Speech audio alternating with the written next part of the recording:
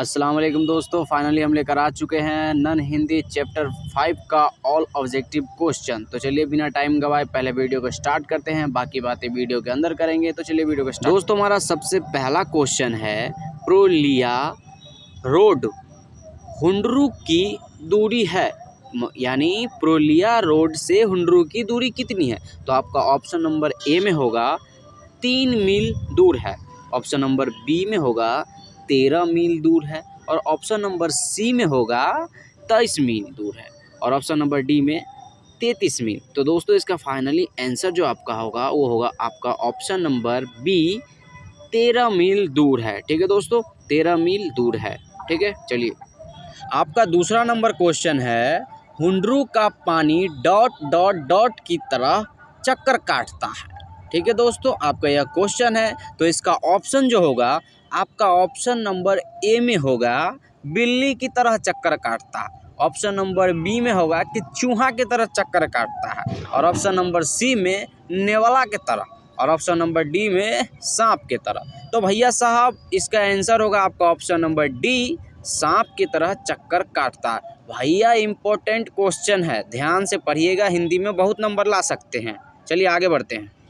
अगला क्वेश्चन है question number 3, Ranchi से पुरुलिया वाली सड़क पर कितने मील जाने के बाद हुंडरू पहुंचने वाली सड़क मिलती है? तो दोस्तों इसका ऑप्शन हो जाएगा, ऐसे लॉन्ग क्वेश्चन बिहार बोर्ड में ज़्यादा ऑब्जेक्टिव में नहीं पूछा जाता है, लेकिन यह VVI है, ये पूछा गया। तो इसका ऑप्शन में ए में हो जाएगा 20, बी में हो जाएगा आपका 35, और सी में 10, और डी में आपका सीधा हो जाएगा 14। ठीक है, तो इसका करेक्ट आंसर जो आपका होगा वो होगा 14, डी, ऑप्शन डी 14 सही आंसर इस क्वेश्चन का होगा। दोस्तों ये VVI क्वेश्चन इसलिए डाले, ऐसे लॉन्ग क्वेश्चन बिहार बोर्ड में ज़्यादातर नहीं पूछा जाता। चलिए आगे बढ़ते हैं। क्वेश्चन नंबर 4 कहता है कि रांची से हुंडरू की दूरी है, रांची से हुंडरू की दूरी कितनी है?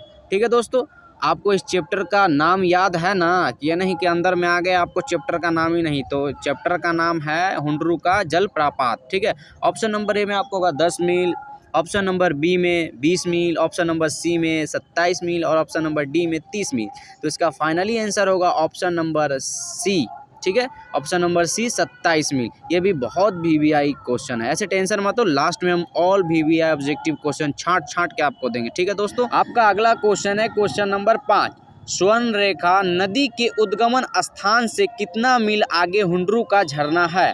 ठीक है दोस्तों, इसका ऑप्शन जो हो जाएगा आपका ऑप्शन ए में है 20 मील, ऑप्शन नंबर बी में है 50 मील, और ऑप्शन नंबर सी में 60 मील, और ऑप्शन नंबर डी में आपका है 100 मील। ठीक है, तो इसका जो आपका करेक्ट आंसर होगा वो होगा आपका ऑप्शन नंबर बी 50 मील। ठीक है दोस्तों, ऑप्शन नंबर बी 50 मील। इसके बाद अगला क्वेश्चन है आपका भाई साहब क्वेश्चन नंबर 6, हुंडरू का झरना की ऊंचाई कितनी है? आपको मालूम है तो कमेंट में मार दो, नहीं तो हम बताइए करेंगे। चलिए आगे बढ़ते हैं। ऑप्शन नंबर ए में 200 फीट ऊंचा, ऑप्शन नंबर बी में 243 फीट ऊंचा, और ऑप्शन नंबर सी में 215 फीट ऊंचा, और ऑप्शन नंबर डी में 260 फीट ऊंचा। तो दोस्तों इसका करेक्ट आंसर जो होगा आपका होगा वो 243, ऑप्शन नंबर बी इसका सही आंसर है। अगला क्वेश्चन है क्वेश्चन नंबर 7, हुंडरू का जलप्रपात पाठ में जलप्रपात के साथ किसके सुंदरता का वर्णन किया गया है? तो इसका आपका ऑप्शन नंबर ए में हो जाएगा पहाड़ का, ऑप्शन नंबर बी में होगा नदी का, और ऑप्शन नंबर सी में होगा आपका जंगल का, और ऑप्शन नंबर डी में होगा उपरयुक्त सभी का। ठीक है दोस्तों, तो इसका करेक्ट आंसर जो आपका हो जाएगा ऑप्शन नंबर डी इसका करेक्ट आंसर है, उपरयुक्त सभी का सुंदरता का वर्णन किया गया। ठीक है, option number D.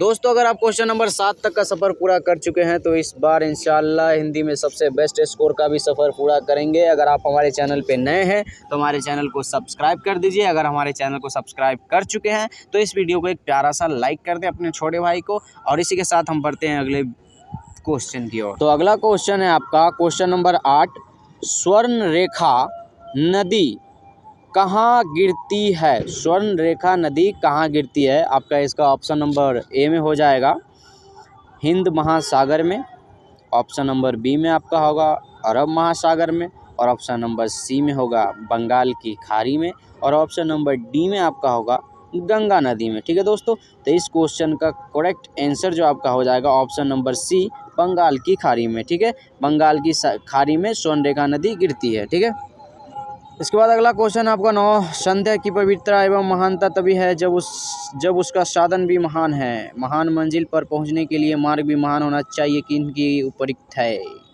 Option number A में आपका हो जाएगा विवेकानंद, ऑप्शन नंबर बी में महात्मा गांधी जी, और ऑप्शन नंबर सी में आपका हो जाएगा दयानंद सरस्वती, और ऑप्शन नंबर डी में रविंद्रनाथ टैगोर। तो इससे लॉन्ग क्वेश्चन का शॉर्ट आंसर और इसका correct answer option number B, Mahatma Gandhi ji कहे थे।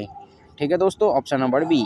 चलिए दोस्तों, आपका क्वेश्चन नंबर 10 है, हुंड्रू का जलप्रपात यात्रा वृत्तांत किसकी रचना है। दोस्तों ये सब क्वेश्चन आपको याद होना चाहिए, काहे कि ये बहुत बीबीआई क्वेश्चन है और ज़्यादातर ये आता है। ठीक है, तो इसका ऑप्शन नंबर ए में होगा कामता प्रसाद सिंह काम, ऑप्शन नंबर बी में प्रेमचंद, और ऑप्शन नंबर सी में कबीर, और ऑप्शन नंबर डी में आपका अयोध्या सिंह उपाध्याय हरिओद। ठीक है दोस्तों, तो इसका करेक्ट आंसर जो आपका हो जाएगा option number A, Kamta Prasad Singh काम। दोस्तों ऐसा क्वेश्चंस बहुत आते हैं और आपको सभी चैप्टर के लेखक का नाम याद रख लेना चाहिए। इसी के साथ इस वीडियो का लास्ट क्वेश्चन है, कामता प्रसाद सिंह काम का यात्रा वृत्तांत है।